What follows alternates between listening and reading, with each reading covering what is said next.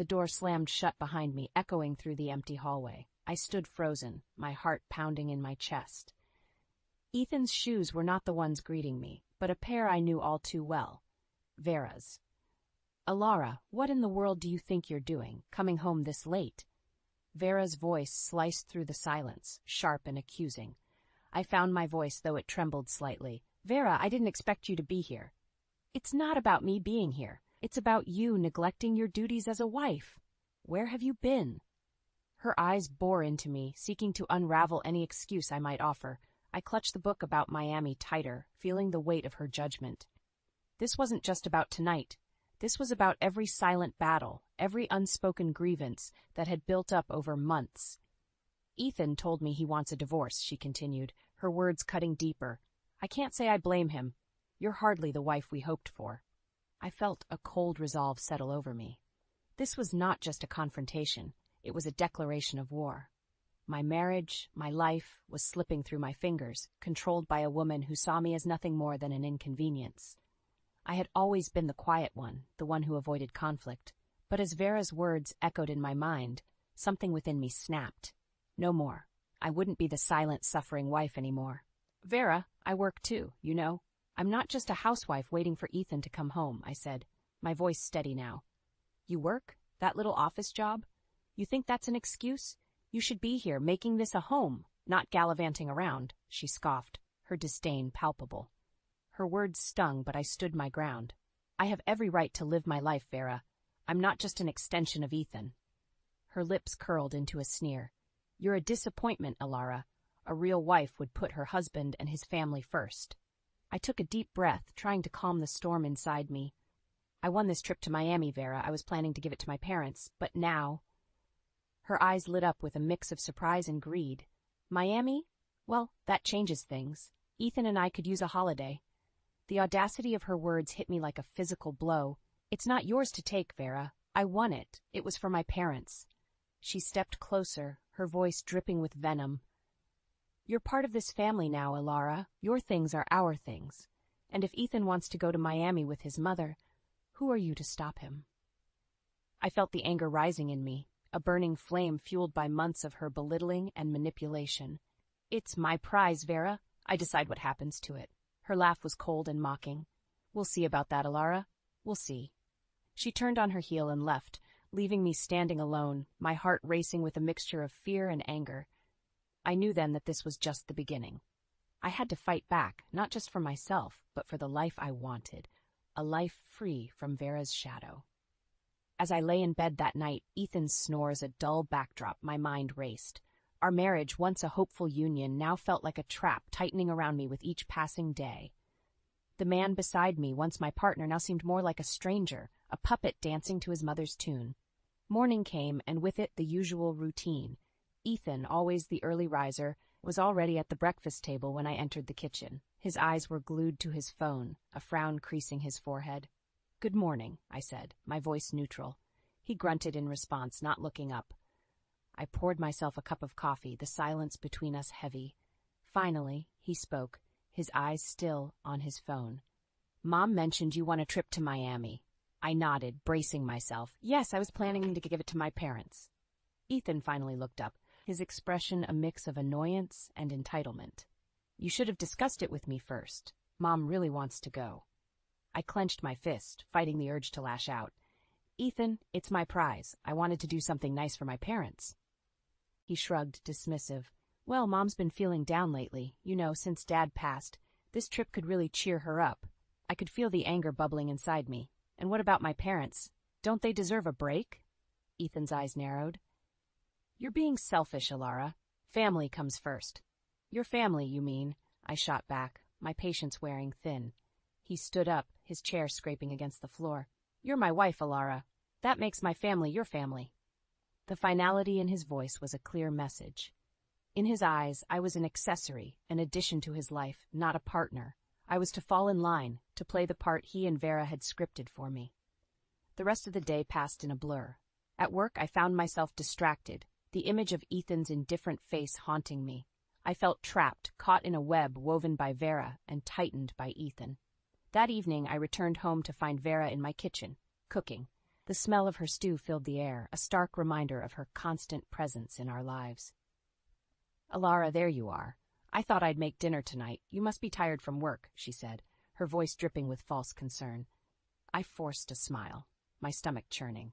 "That's very thoughtful of you, Vera," she hummed, stirring the pot. "Ethan told me about the Miami trip. It's a shame you won't be joining us." The casualness of her words was like a slap in the face. "I haven't decided yet, Vera." She turned, her eyes cold. "Oh, but you have, dear. Ethan and I will be going. It's settled."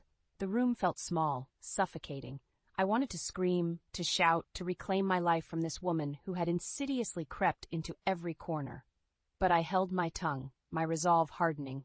Vera and Ethan might think they had won this round, but I was far from defeated. I would find a way to turn the tables, to expose their selfishness and manipulation.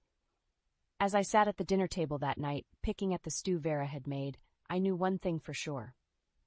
This wasn't just about a trip to Miami anymore. It was about taking back control, about fighting for my dignity, and I was ready for the battle. The following week was a tumultuous mix of silent dinners and whispered phone calls. Ethan had become increasingly distant, his allegiance clearly with Vera. The trip to Miami, my hard-won prize, now felt like a poisoned chalice. On a particularly dreary Thursday, I received a call from my mother. Her voice, usually so full of life, was tinged with disappointment. "Alara, dear, your father and I heard about the Miami trip. It's a shame we won't be going." Guilt gnawed at me. "I'm sorry, Mom. I really wanted you both to have it." She sighed. "It's all right, darling. We understand. Family must come first, as your husband says." The way she said family stung, a reminder of how Ethan and Vera had twisted the meaning of the word.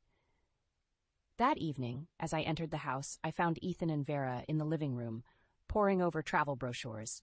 Their excitement was palpable, a stark contrast to the hollow feeling in my chest. "Alara, come look! We're planning our Miami trip," Ethan called out, his voice too cheerful. I approached reluctantly, the sight of them together like this sending a wave of nausea through me. Vera looked up, her eyes gleaming. "We're thinking of staying at this lovely beachfront hotel. Isn't it wonderful?" I swallowed hard, forcing a smile. "It looks nice." Ethan glanced at me, then back at the brochure. "We should book soon. Don't want to miss out." Vera nodded in agreement, her smile widening. "Yes, let's. Alara, would you mind fetching us some tea?" The request, so casual yet so commanding, was the last straw. "Actually, I need to talk to you both about the trip." Their attention snapped to me, a flicker of wariness crossing Ethan's face. "The thing is," I began, my voice steady despite the pounding in my chest, "the trip to Miami was supposed to be a gift for my parents. I won it, and I should decide how it's used." Ethan's expression hardened. "Alara, we've been through this. Mom needs this trip." Vera chimed in, her tone patronizing. "Dear, it's just a trip. Your parents will understand." Frustration boiled inside me. "No, you don't understand. This was something special for my parents. You can't just take it away." Ethan stood up, his demeanor shifting from cheerful to menacing. "You're being selfish and unreasonable, Alara. This is family we're talking about." "I am talking about my family." I shot back, my voice rising. Vera tutted, shaking her head. "Ethan, see what I mean? She's not family-oriented, not like us." I looked between them, my heart racing. "You know what? Take the trip, but this is not over." Turning on my heel, I stormed out of the room, their triumphant smirks burning in my memory. As I headed to our bedroom, a plan began to form in my mind. They wanted to play dirty? Well, two could play at that game. This trip to Miami would be a trip they'd never forget. A trip where karma would come calling, and I would be the one to deliver it. I spent the next few days in a state of cold fury, my mind racing with plans for revenge. Ethan and Vera, ensconced in their bubble of self-righteousness, seemed oblivious to the storm brewing. On Saturday morning, as I sipped my coffee, Ethan slid a brochure across the kitchen table. "We've booked the hotel in Miami. It's going to be fantastic." I looked at the glossy pictures of sun-kissed beaches and luxury suites, a bitter taste in my mouth. "I'm sure you'll enjoy it," I said flatly. Ethan frowned, picking up on my tone. "What's your problem, Alara? You should be happy for us." I stared at him, incredulous. "Happy? You're taking a trip meant for my parents, and you want me to be happy?" He leaned back, his expression one of exasperation. "You're making a big deal out of nothing. It's just a trip." "Just a trip?" I echoed, my voice rising. It was a gesture for my parents, Ethan, something special for them. And you and your mother just bulldozed over it. Ethan's patience snapped. Enough, Alara. You're acting like a child. You need to start thinking about what's best for this family. The word family echoed in my ears, twisted and corrupted by his and Vera's selfishness.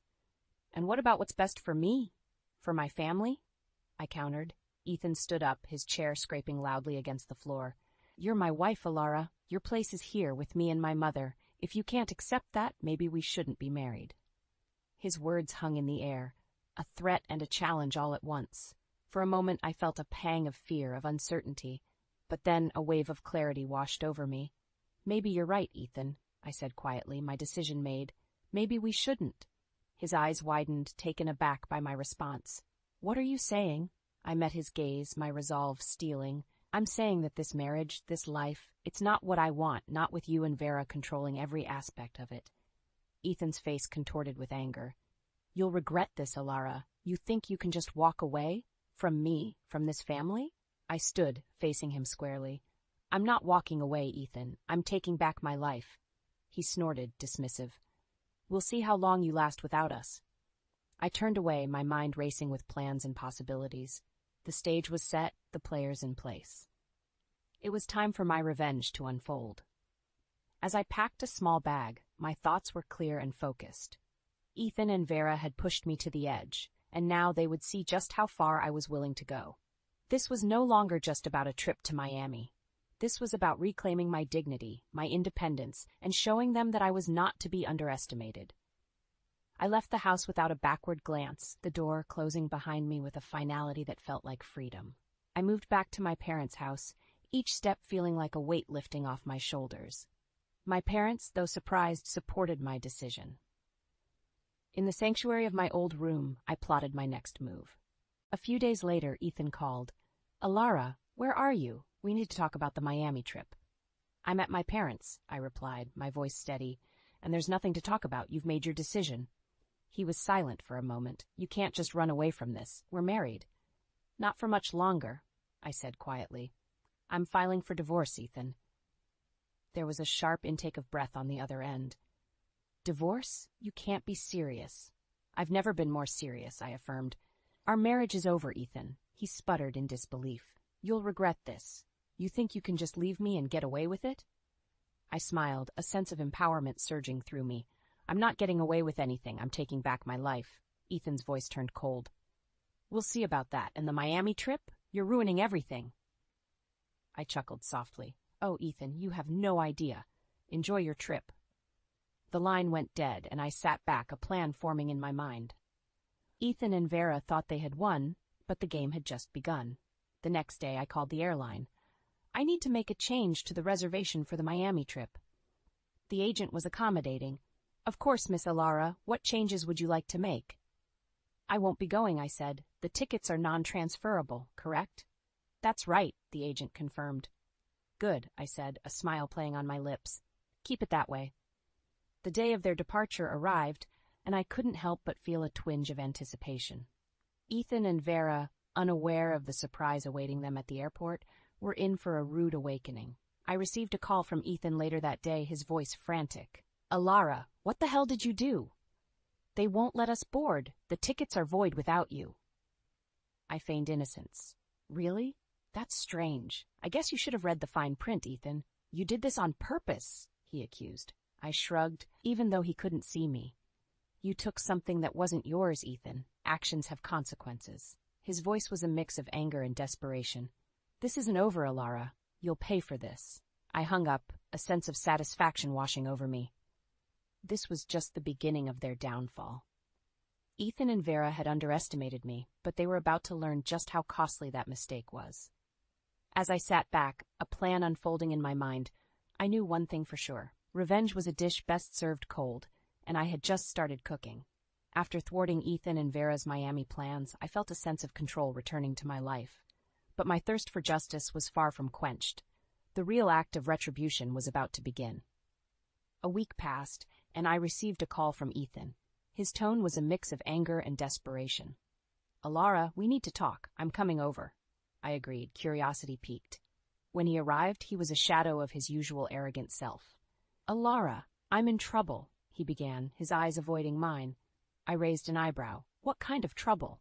He hesitated before confessing. "At work. They've started an investigation. They think I've been embezzling funds." I suppressed a smile. "Embezzling? That's serious, Ethan." He ran a hand through his hair, visibly stressed. "It's not just that. They're questioning my absences, my trips with Mom. They think it's all connected." I leaned back, the pieces falling into place. "Sounds like you've made quite a mess." He looked up, desperation in his eyes. "Alara, I need your help. You have to vouch for me. Tell them I was with you." I laughed, the sound bitter. "Why would I do that, Ethan, after everything?" He reached for my hand, but I pulled away. "Please, Alara, I'm begging you. If I lose this job, I'm ruined." I stared at him, the man who had once been my world, now reduced to a groveling mess. "You should have thought about that before, Ethan. You made your bed. Now lie in it."